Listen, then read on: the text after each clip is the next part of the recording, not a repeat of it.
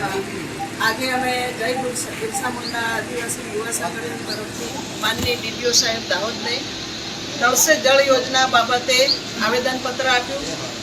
એમાં પહેલાં અમે રજૂઆત કરી કે 700 કરોડ રૂપિયા વપરાઈ ગયા છતાં પણ 200 ગામો સુધી હજુ પાણીનું એક ટીપું નથી પહોંચ્યું.